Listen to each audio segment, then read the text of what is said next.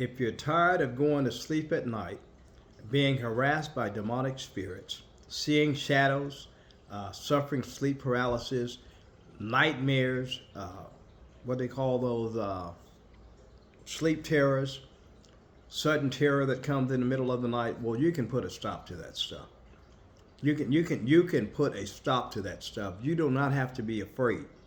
The first thing I want you to know is this: is that Jesus has it. That's right. He's already defeated Satan. He is a defeated foe. What you got to understand is that the word tells us in 2 Timothy 1:7,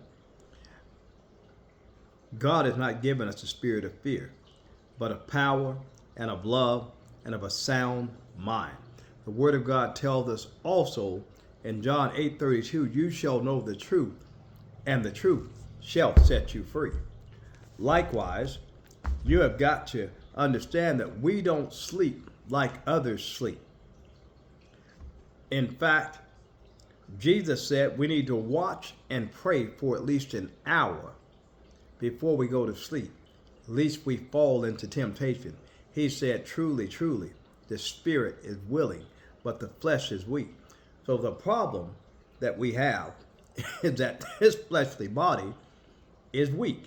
And as a result, the enemy takes advantage of it.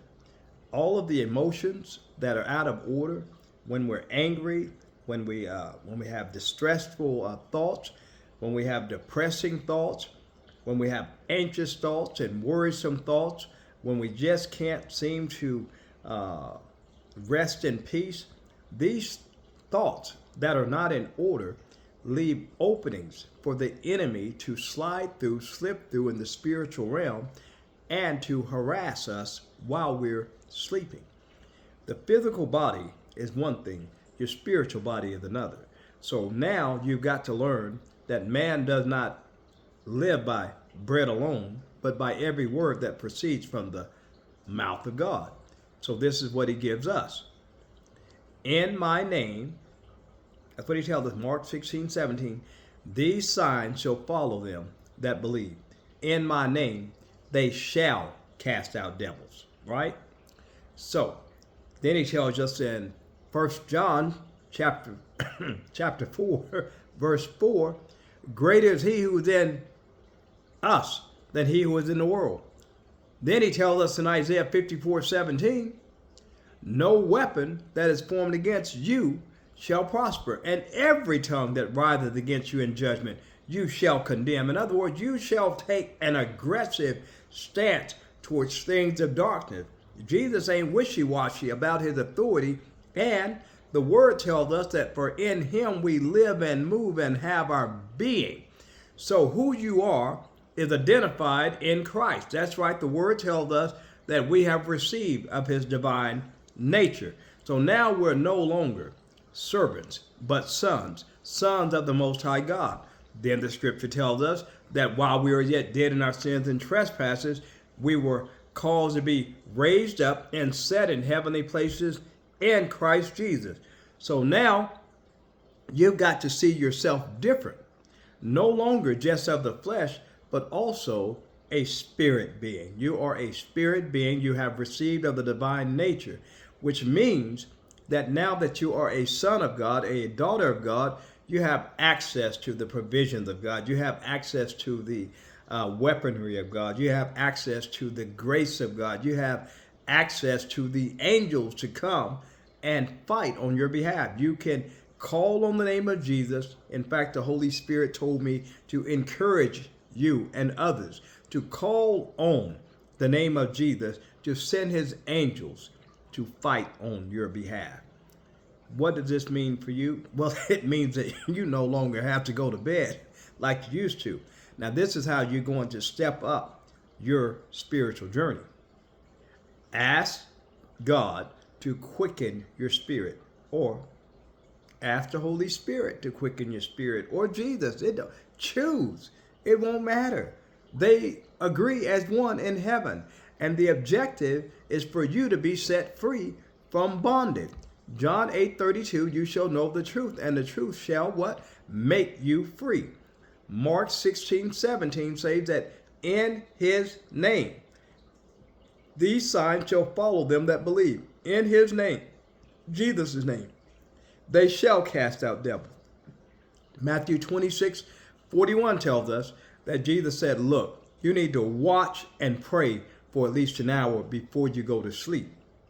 He said, truly, truly, the spirit is willing, but the flesh is weak. You see, the flesh is the problem. And I'm giving you some stuff as far as the word of God goes on how you can build yourself up in Christ.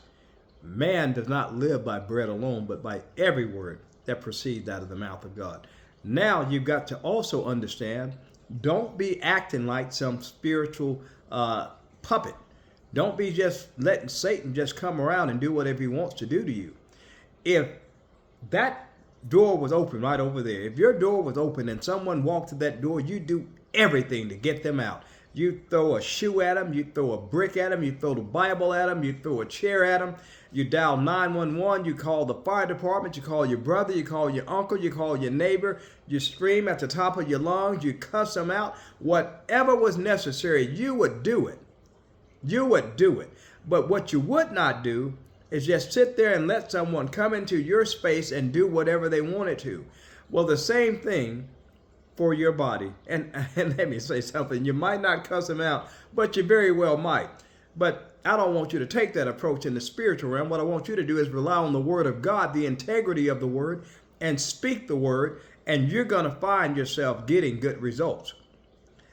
Pray and ask the Holy Spirit to quicken your spirit, allow you to be alert even while you're sleeping, and to rebuke anything that's messing with you that should not be messing with you.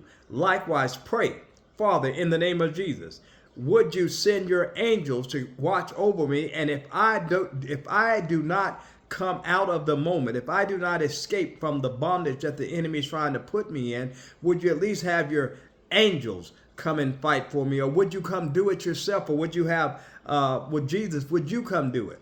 Whatever you do, yield yourself to the spiritual way of doing things. I know these things by practice and by experience. I'm telling you what you need in order for you to be victorious. Likewise, if you can't speak, if you can't say anything because something got you bound up, remember, as a man thinketh in his heart, so is he. So project your thoughts. Cast down vain imaginations. Project the thought, in the name of Jesus, loose me. The blood of Jesus rebuke you. Just project that thought forward, outward. And that enemy that has grabbed you in a way that you're not aware of in the at the moment as far as the flesh goes, but you know what you're going through, that enemy will have to let you go. He cannot hold you. Jesus has all authority and power. And also remember this, 1 John 4:4, it says, greater is he who's in you than he who is in the world. That's right. We have the divine nature. We have Jesus in us, the hope of glory. Galatians chapter 5, I believe it's in there, where it tells us that I have been crucified with Christ. Nevertheless, I live, but not I, but rather Christ liveth in me. And the life that I live now in the flesh, I live by the faith of the Son of God who loved me and gave himself for me. So now you begin to see the unity that's in Christ, the unity that's in us with Christ. And now you begin to understand the presence of the Holy Spirit, who will not leave you, who will always be there to protect you, guide you, instruct you. Fear not. You hear me? Be of very good courage and have a great attitude for the battlefield. David was excited to go knock Goliath out. Get excited about putting your spiritual foot down. Get excited about closing off those open doors in your mind. Remember, things that cause you distress, worry, anxiousness, fear, anxiety, unforgiveness, bitterness, jealousy, lusting after the flesh, lusting for drugs, this, that, or the other, all of the things which are inconsistent with your spiritual journey, with what God requires of you in righteousness and holiness, these things leave openings. Further, you can turn your radio on K-Love or some other Christian station. You can put the television on a Christian station, and your spiritual mind will gravitate to spiritual things. There you have it. Now that you have received this understanding, apply it to your life.